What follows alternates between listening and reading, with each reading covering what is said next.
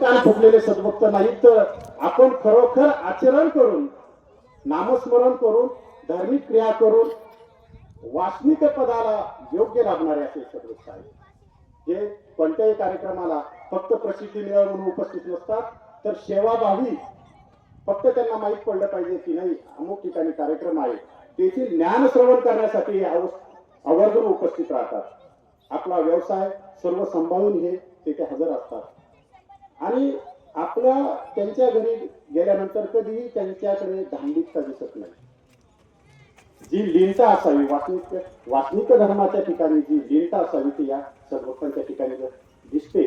आणि त्यांच्या हातून त्यांनी 5 वर्षापूर्वी संकल्प केला की नाही आपण बी काहीतरी एक श्री दत्तात्रय प्रभूंच्या निमित्ताने कार्यक्रम आयोजित करायला पाहिजे, काहीतरी साधू संतांना अन्नदान घडलं पाहिजे. कार्यक्रमापेक्षा साधू संत आपल्या घरी आले पाहिजेत आणि आपल्या जवळच्या पदार्थाने त्यांचं अन्नदान भजन पूजन करावा, हा हेतू धरून त्यांनी या कार्यक्रमाचं आयोजन सुरू केलं.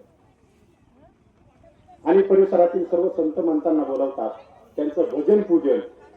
कारण आमच्या स्वामींनी सांगितले अन्नदान ते उत्तम, आणि अन्नदान तर आपल्याकडून झालंच पाहिजे, पण ते आपल्या भूमीमध्ये झालं पाहिजे, आपल्या घरासमोर आपल्या सर्वांच्या साक्षीने झालं पाहिजे. म्हणून ते हा कार्यक्रम आयोजित करत असतात आणि त्यांच्याकडून असे कार्यक्रमाचं आयोजन उत्तरोत्तर होत राहावं.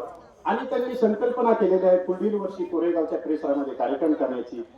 तेही परमेश्वराने त्यांच्याकडून कार्यक्रम घडून घ्यावा असं शुभचिंतन व्यक्त करतो आणि माझे 2 शब्द सांगतो. बंद प्रमाण.